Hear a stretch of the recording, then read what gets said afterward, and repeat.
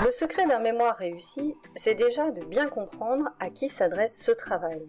Comme toute production, ce travail a un lectorat particulier et il faut le satisfaire, attirer son attention et le convaincre que votre travail est intéressant. Trop d'étudiants oublient qu'on n'écrit pas un mémoire pour le grand public ou pour d'autres étudiants, mais bien pour un lectorat particulier qui sont les chercheurs.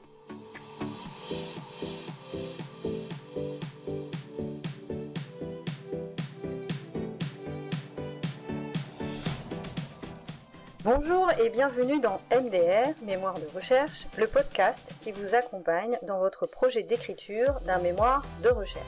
Je suis Aurélie Dudésert, professeure des universités et directrice de recherche en management, spécialisée dans le management des systèmes d'information, et je partage ici mon expérience d'encadrante et de correctrice de mémoire de recherche pour vous soutenir et vous motiver dans cette démarche. Dans ce podcast, mes propos n'engagent que moi.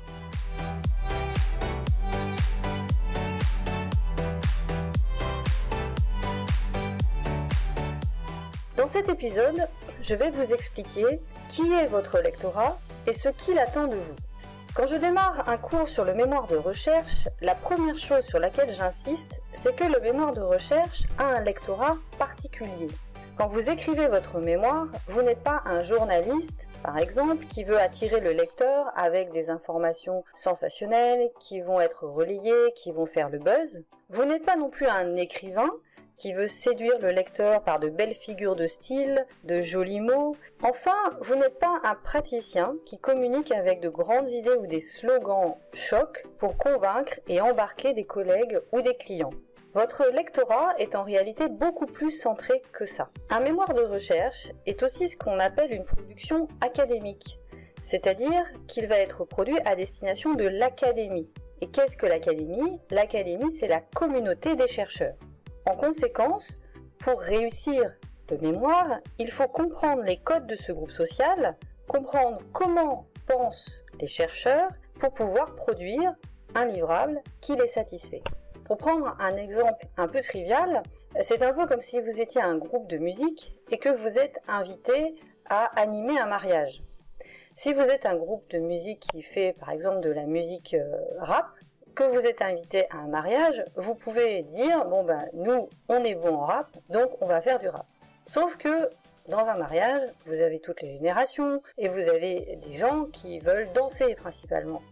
Donc si vous ne faites que du rap, vous allez toucher un tout petit public et puis vous allez surtout très vite être en décalage avec votre public qui est là pour s'amuser mais ensemble. Donc il faut comprendre finalement les besoins de ce public, comprendre qui sont les gens qui sont là pour vous écouter quand vous êtes un groupe de rock, mais aussi comprendre les gens qui sont là pour vous lire quand vous écrivez un travail. Vous devez vous adapter, dans notre cas, à votre public de chercheurs et vous devez comprendre comment lui plaire. Et notamment pour ça, il faut comprendre comment pense un chercheur. Alors un chercheur, c'est quelqu'un qui est très pénible à vivre au quotidien.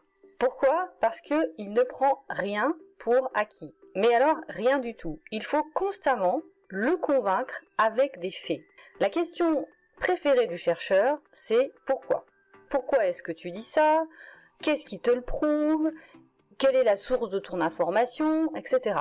Dans votre mémoire, vous devez convaincre ce chercheur en respectant sa demande. C'est-à-dire que vous devez produire un raisonnement qui est très clair et qui est fondé sur des faits et non pas sur des à peu près ou de grandes affirmations. Tout doit être démontré. J'insiste sur ce point parce que, en réalité, c'est un des fondements de l'écriture scientifique. Dans l'écriture scientifique, tout le raisonnement, tout l'argumentaire se structure autour du principe de réfutabilité. Pour un chercheur, un résultat scientifique est considéré comme vrai tant qu'il n'est pas réfuté, c'est-à-dire tant qu'il n'est pas contredit par un autre résultat scientifique qui applique le même protocole et qui dira, en fait, ce résultat initial, le premier résultat, est faux.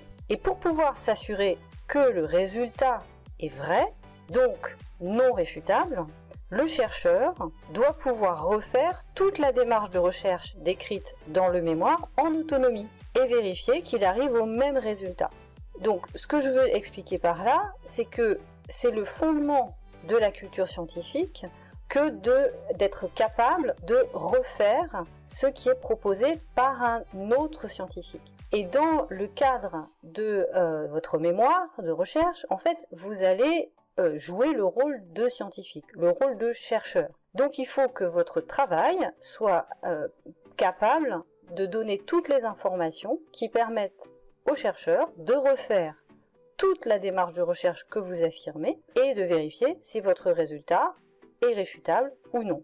Si votre résultat est considéré comme non réfutable pour le moment, eh bien dans ce cas-là, on considérera que votre résultat est bon. Donc voilà comment pense un chercheur et donc voilà le principe qui va guider votre lecteur. C'est-à-dire que en tant que lecteur, le chercheur, ce qu'il va chercher justement dans votre écriture, eh bien le chercheur va chercher à comprendre la démarche que vous avez appliquée et à identifier dans quelle mesure est-ce que votre résultat est réfutable ou non.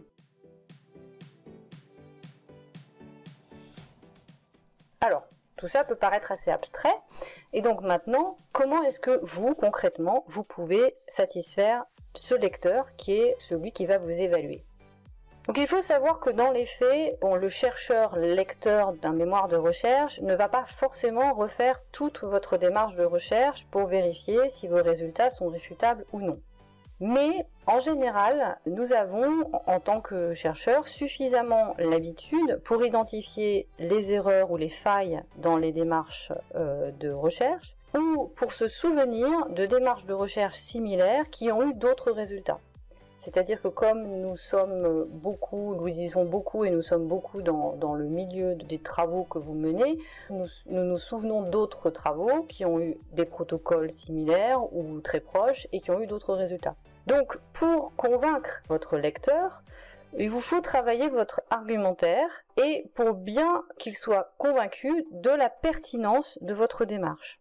Pour cela, il faut expliciter précisément, clairement et avec honnêteté votre démarche, à la fois pour collecter les données ou les faits que vous allez analyser, on appelle les données, en fait, les faits que vous analysez. Donc, il faut que vous présentiez avec honnêteté les données, comment vous avez collecté les données, et que vous présentiez avec honnêteté la façon dont vous analysez les données. Trop souvent, dans les mémoires de recherche, ce que l'on lit en tant que correcteur, ce sont finalement des faits qui sont présentés comme justes, mais sur lesquels on ne voit pas comment est-ce que l'étudiant est allé les chercher, et comment l'étudiant les a analysés. Et en fait, il faut expliquer votre raisonnement. Alors, il y a toujours des limites à un travail de collecte et d'analyse des données, ça on le sait tous, nous le pratiquons au quotidien, donc nous savons très bien qu'il y a des limites, mais si vous savez justifier vos choix et dire pourquoi vous avez fait ces choix, et si vous êtes conscient des limites et que vous savez expliquer les limites de votre collecte et de votre analyse, alors vous arriverez à nous convaincre en tant que lecteur. D'un point de vue plus terre-à-terre, en fait plus formel, pour l'écriture, moi ce que je vous conseille, c'est d'éviter les grandes phrases littéraires, les effets de langage, les points d'exclamation. Pourquoi ? Parce que tout ça, ça va donner l'impression au lecteur que vous voulez l'embarquer, le convaincre en fait dans une réflexion avec des effets de manche, alors que nous, ce que nous voulons, c'est des faits. Encore une fois, souvenez-vous, la question qui turlupine toujours le chercheur, c'est pourquoi et qu'est-ce qui prouve que ce que tu dis est vrai.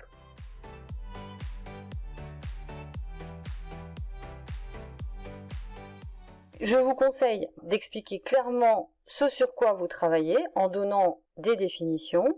Je vous donne un exemple. Vous faites un mémoire sur la cybersécurité. Très bien, mais qu'est-ce que c'est que la cybersécurité ?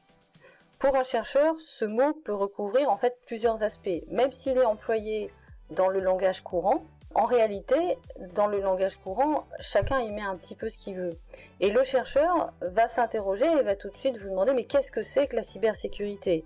Est-ce que c'est par exemple la sécurité des technologies de l'information ? c'est-à-dire voir qu'elles marchent bien et qu'elles ne vont pas tomber en panne? Est-ce que c'est la sécurité des données qui vont être gérées par ces technologies? Est-ce que c'est la sécurité des utilisateurs de ces technologies? Qu'est-ce que c'est que la cybersécurité? En fait, c'est très large. Il y a de très nombreuses dimensions. Donc quand vous commencez un travail, par exemple, sur la cybersécurité, il faut bien expliquer quelle définition vous prenez et quelle dimension vous allez étudier. Dans l'écriture, pour votre mémoire, de la même manière, ne cherchez pas à employer des synonymes sur les concepts clés que vous travaillez. Par exemple, si vous travaillez sur la fonction RH, vous avez défini le terme et puis vous trouvez que c'est un petit peu lourd parce que dans le même paragraphe, on va trouver plusieurs fois le mot fonction RH. Alors vous dites je vais remplacer fonction RH au milieu du paragraphe par direction des ressources humaines. Alors là, vous pouvez être à peu près sûr que le chercheur qui va lire votre mémoire va vous demander « mais finalement vous travaillez sur quoi? Sur la fonction RH ou sur la direction des ressources humaines ?» Pourquoi est-ce qu'il va vous poser cette question?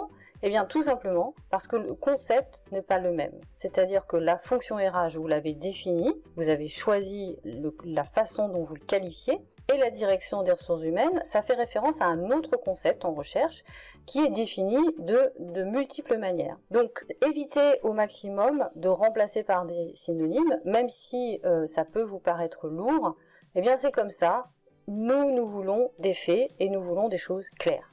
Autre conseil, illustrez toujours vos propos et notamment vos analyses. Par exemple, si les faits que vous travaillez, donc les données que vous avez collectées, sont des observations. N'hésitez pas à nous décrire ce que vous avez vu. Si les faits que vous avez collectés sont des entretiens, eh bien là aussi, citez-nous les propos clés, ce qu'on va appeler les verbatims, les propos clés que vous ressortez de ces entretiens. Et moi, ce que je vous incite à faire, c'est à mettre en annexe de votre mémoire toutes vos retranscriptions d'entretien ou vos notes d'observation, par exemple, si vous avez travaillé là-dessus, ou tout autre élément qui permet de prouver les données que vous êtes allé chercher, donc les faits que vous avez collectés, et qui permet également aux chercheurs de comprendre comment vous êtes passé de ce stade de collecte de données au stade des résultats auxquels vous êtes arrivé. Encore une fois, nous aimons les faits.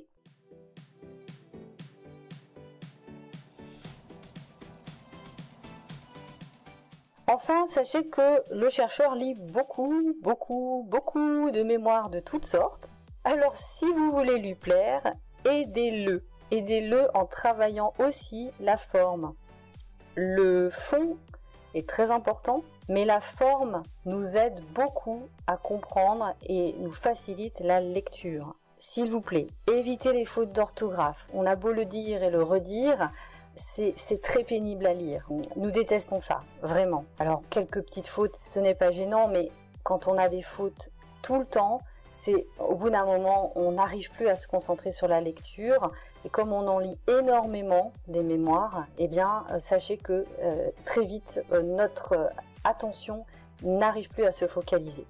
Également, je vous conseille d'ajouter des tableaux de synthèse, des illustrations, des graphiques sur vos raisonnements, sur vos analyses, sur vos résultats.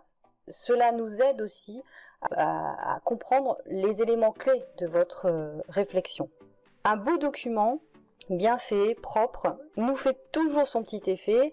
Ça nous aide vraiment à rentrer dans la lecture et nous apprécions. Encore une fois, le fond est primordial, mais la forme nous aide à mieux comprendre votre raisonnement.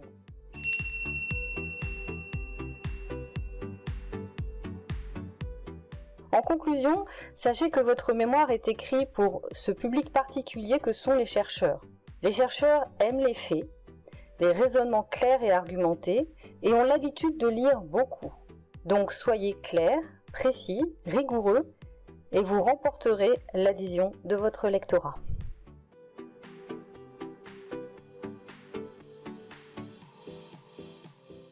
Je vous remercie pour votre écoute et bien sûr, si vous avez des questions ou des thèmes que vous souhaitez que j'aborde, vous pouvez m'écrire à mémoirerecherchepodcast@gmail.com.